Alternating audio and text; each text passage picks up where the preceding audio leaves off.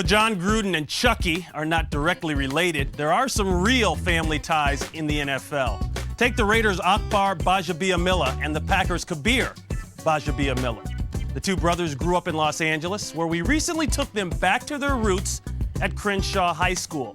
And I mean that literally.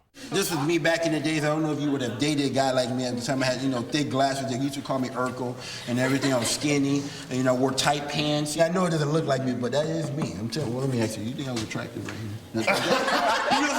That's what I'm talking about. My name is Muhammad Kabeer Gbaja-Biamila. My name is Akbar Oluwakemi Idowu Gbaja-Biamila. Two-way version, American version. Gbaja-Biamila, Nigerian version. Gbaja-Biamila means big man come and save me.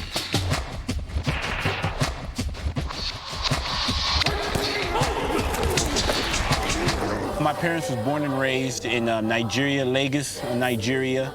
Then they came out here to America, Los Angeles, California. They started a family. Growing up here in South Central was, it was rough. Gangsters like Bloods and Crips. It's not like it's a war zone down here, but I wouldn't say I was safe. I was the guy that got made fun of, getting beat up. It made me stronger. Hit and stopped by KGB. Oh, he got crushed. Who hit him? Kabeer. Everybody asked me, did you always want to be in the NFL? I said, no, my dream was to be a successful plumber. My dad was a plumber.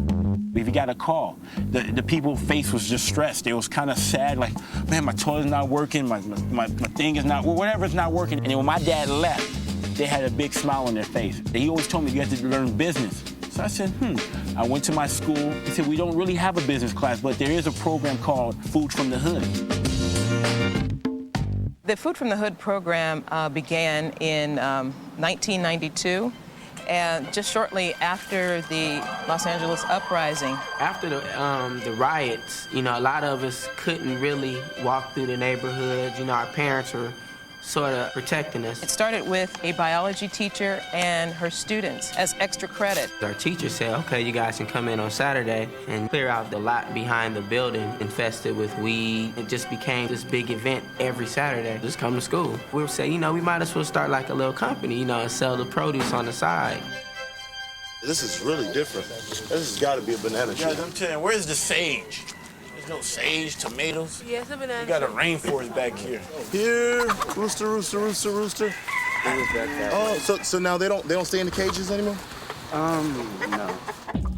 We want to show that something positive can come out of the hood. Here are some kids from the inner city that, can actually do something like this, and, we were making a profit. Our money maker was the salad dressing. I told people, hey, it's so good that your kids will love it. You can put this in your cereal. That was a selling point. This thing was selling like hotcakes. I was the kind of guy to say, why not? I know I don't speak well. I know I don't have the deep voice like, and I know I'm not the most popular, but why not? That was my attitude. I remember a teacher telling me, Kabeer, you're not going to make it. She said I didn't know how to write that well in junior high. I took back my essay from my college and showed her my essay. She said, wow. When you bought a salad dressing, it wasn't just buying the salad dressing and then we make a profit. It was going back to helping kids that didn't have an opportunity to go to school to have a hope. You got points for whatever you did. If you budgeted, did computer work, you got points for that. The point system is then converted into money for after you graduate. I use that to buy a laptop. A kid out of South Central, San Diego State with a laptop. If we're talking about the end-all goal being going to college, because that's how they get their educational fund, we therefore take them on college tours. Because when we say to our children, going to college is more than just picking a name, many of the children have questions. How will I eat? Now that sounds basic to you, but to them is how will you eat? Where will I sleep? What will it cost? Are you sure I can get there? Living up in this area, you have no hope. It seems hopeless. I remember growing up, I just never saw myself outside of 18. Has just opened a lot of doors just to network and getting us to places that we would have never been to. It sparked a lot of people's interest. Like, we'd be in the garden and a black limo or black town car would pull up, celebrities popped up, you'd hear Food from the Hood this, Food from the Hood that. 11 years later, the passion that they had in starting the company, starting a product, blossomed into a major organization that's nationally known. The Food from the Hood that went big time. You guys more executive, suits, tie. But back in there, our office used to be right here. This used to be the office. This is like cribs, okay? This is our crib. This used to be the back door to the back side of the garden. And you can see the football field. That's where it kind of started all out. Started for the beer and myself.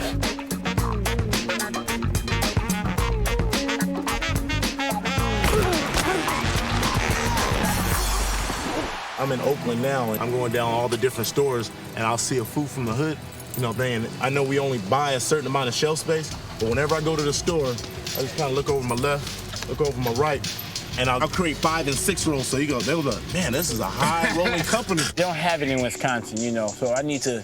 Well, you know, you're a big time, you got the big time contract now. You need to have a shipment out there. You guys gotta make that your next project. And I'll sell it. I'll be the PR guy over there. And trust me, it'll sell like hotcakes. You know? I'll have Brett Favre on top of that stuff. You'll put this in this restaurant. Yeah.